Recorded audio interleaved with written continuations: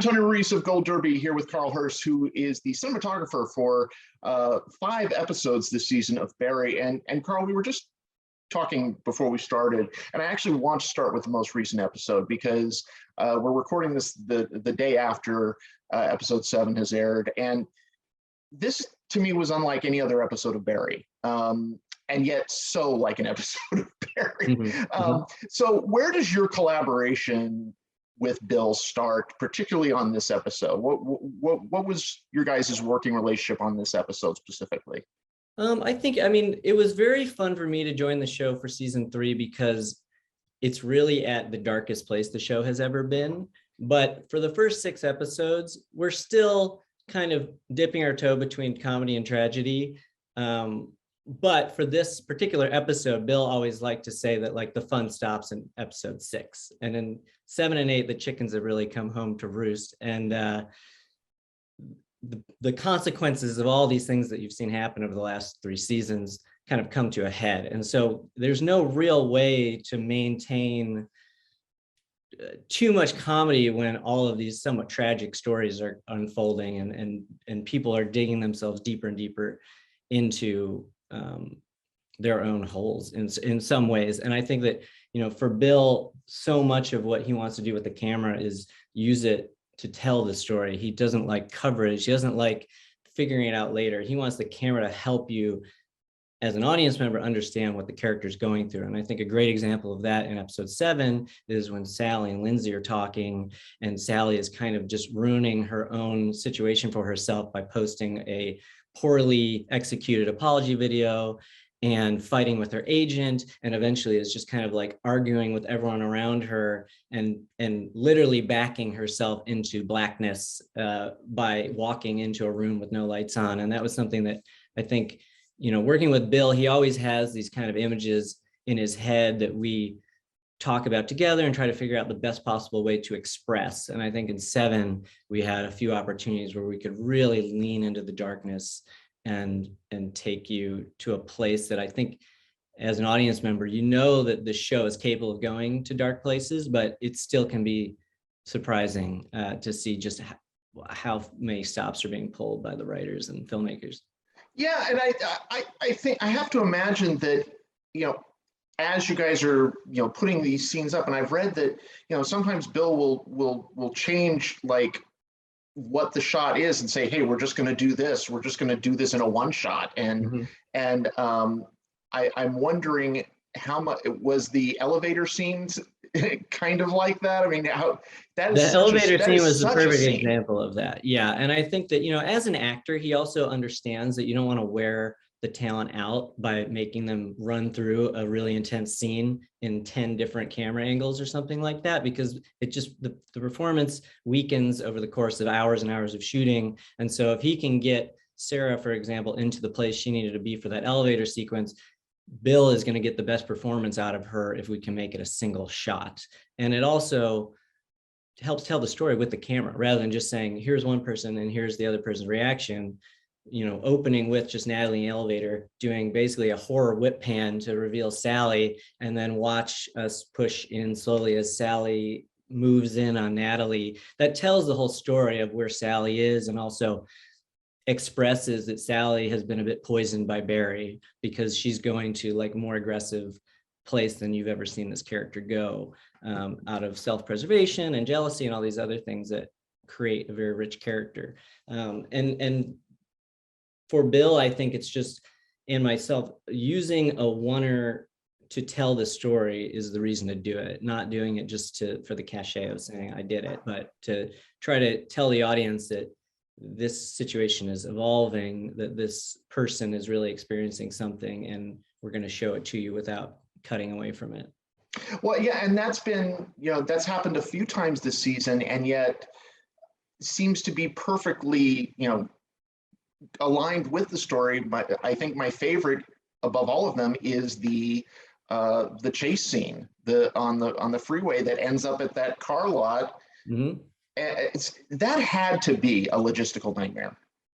That was a tricky one. I mean, the entirety of that sequence was really tricky. I remember when we first got the scripts for episode 6, it was just written in a normal script format with dialogue and action notes and all the things. And then there was just one italicized sentence that said, there will be a great lane splitting sequence. And then it just went to the next scene, and now Barry's at Sharon's house. And I remember thinking like, huh, okay, I wonder what that is. And when you start talking to Bill about it, he gets very excited. It's all in his head. And I think it's wonderful that like HBO can read that line and not ask, they just say like, okay, I can't wait to see what you're going to do. And so, you know, for that sequence in particular, Bill worked with a VFX team to create an animation previs of that sequence and kind of work out the shots and the coverage and the way he wanted the pacing to work for that, that entire sequence, which we all watched together as a, you know, as a production, the first AD, myself, producer, stunt coordinator. And I remember even just in the animated version of it, our jaws were on the floor, which then kind of ended in everyone erupting in laughter, and was very quickly followed by us all kind of sitting in silence and thinking like, okay, now we have to figure out how to do this, I guess. How the hell do we pull this off? Yeah. But I know that, you know, for that sequence in particular, Bill really loved the idea of a chase sequence that kind of takes its time. It's not just like throwing every dynamic convention at you.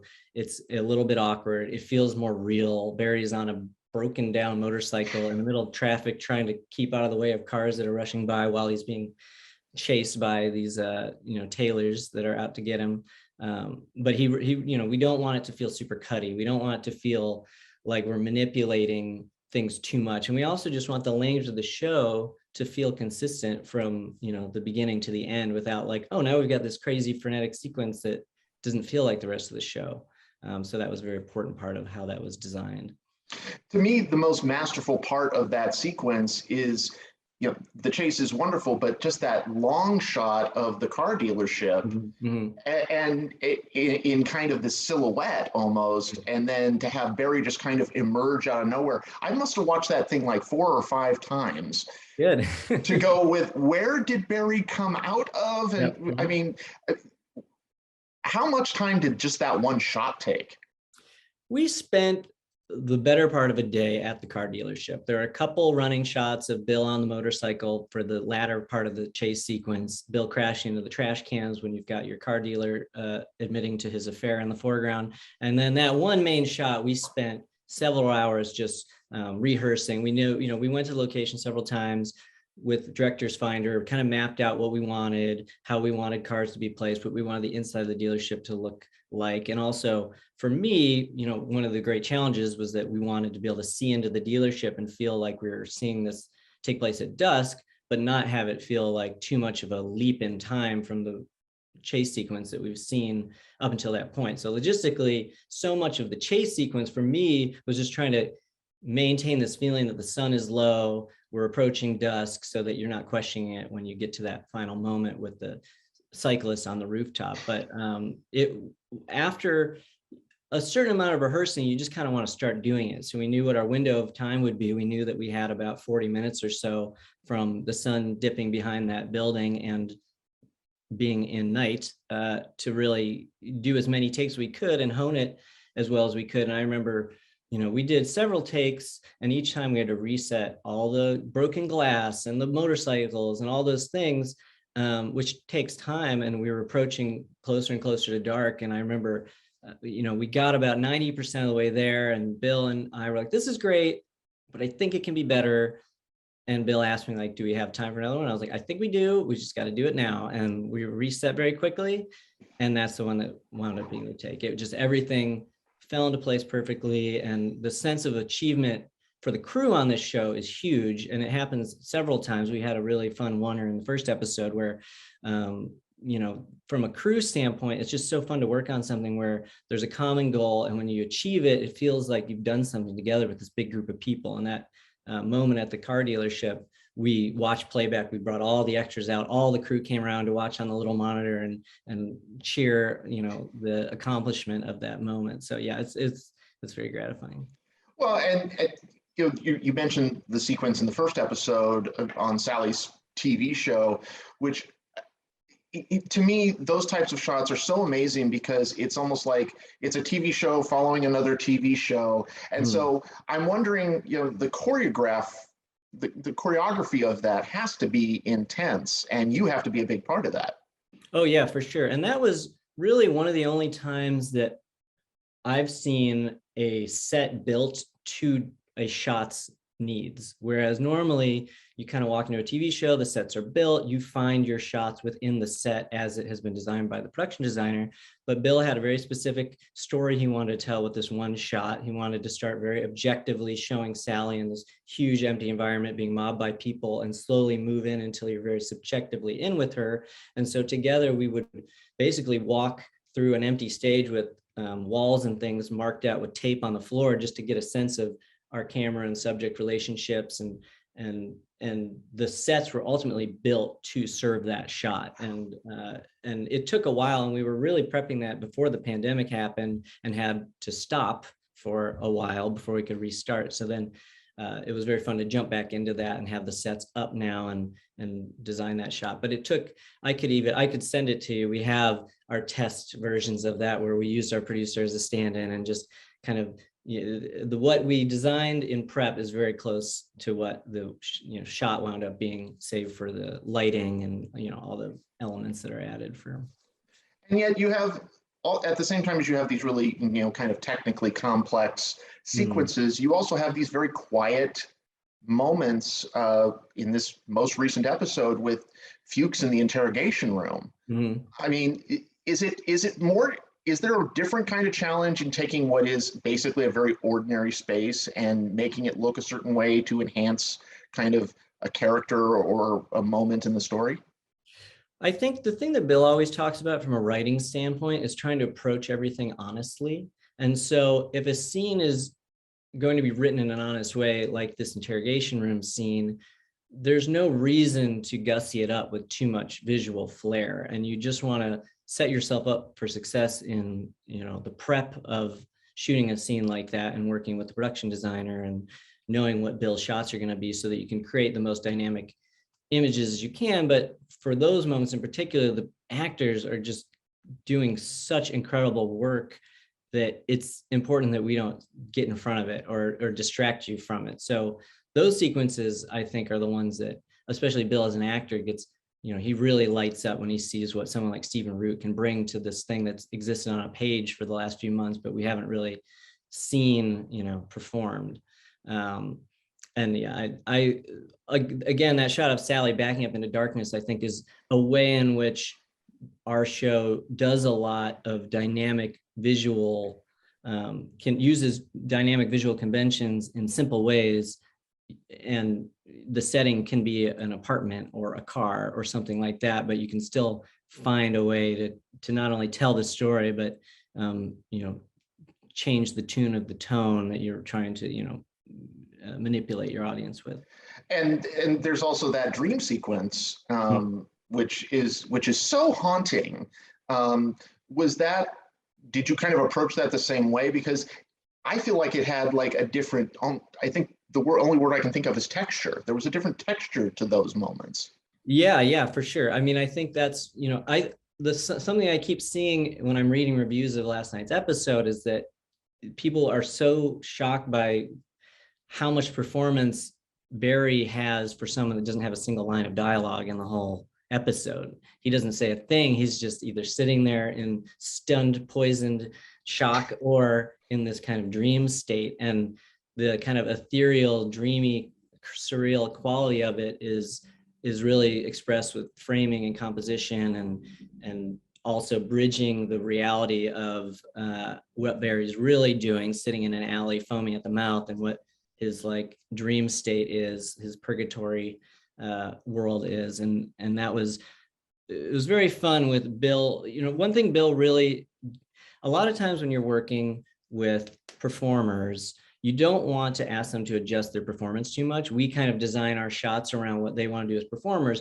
But as an actor, Bill feels very comfortable walking up to a Henry Winkler or a Sarah Goldberg and saying, like, if you stood here or if you backed up in this way, here's how we can support your performance with the camera. And I think that was at the beach something that really felt exceptional in the way that he staged in different layers and space and all these people standing and looking out at the ocean. It's very impressive. Well, but you also find the comedy. I think the masterclass scenes with Henry Winkler are hysterically funny and so uncomfortable at times.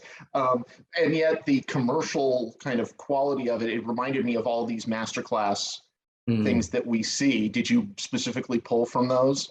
Yeah, we looked at the master classes, and they're all different. I thought that there was kind of one main way that they were made. I had never looked at a master class, but there were a few that we kind of tapped into. And I think, what Bill really ultimately wanted was this sense of a black box theater that is not unlike Cousineau's original acting class. And in that environment, we were able to get expressive with people walking into and out of darkness, or putting people in silhouettes and those kind of things. And the movie Network was a big visual reference as well for that sequence, and being behind Cousineau and seeing the audience of students and cameras and lights and all those things. I was wondering about that, but I was too afraid to ask. Any reference is at least 30 years old on Barry. It makes me happy. I actually, one of the things that I think is kind of interesting to always talk about, just with craftspeople in general, is what do you think is the biggest misconception about what it is you do, about what the average person thinks that you do? Do they think you just point the camera? Or, what do you think the biggest misconception is? I think that they assume that I'm more of a camera operator than someone that is like truly responsible for helping the director achieve their visual goals. And so much of what we do on this show is based on Bill saying exactly what he wants the composition of the shot to be, and for me to interpret his notes and decide how the lighting should feel, or ask him, is this the tone you want, or is something else the tone you want, and be able to work really quickly so that I can show him a couple different options and make sure that what he has in his head is matching what I can give him. And I think as a cinematographer, you're really doing a lot more interpersonal things than just dealing with the technical side of cameras or lighting, or the technology. All just need to be tools to help you achieve something that is emotional or emotive in that way. So I would say that would probably be one misconception, is that we're just more technically minded, because I would love if we could not have any of the technology and it could just be Bill and I and the actors working together to create the scene without having to worry about the scheduling of it, or how much time it might take to bring in equipment we might need or whatever. Well, literally the only thing I wish for is the fact that we can't do this talk after the finale airs, because I'm sure I will have a gazillion questions about that. I know, there's so much. I love the whole season. Episode 8 is my favorite episode, and it's been fun watching people react to the show up until this point, but I cannot wait for next week, because the show really goes some places that I think are unexpected, and people are going to be hopefully stunned by. I can't wait. Everybody go to goldderby.com, make your predictions for the Emmys, and stay tuned for interviews with more contenders throughout the season. Carl Herse, cinematographer for Barry, real pleasure talking to you. Thank you. Thank you very much. Really appreciate having me.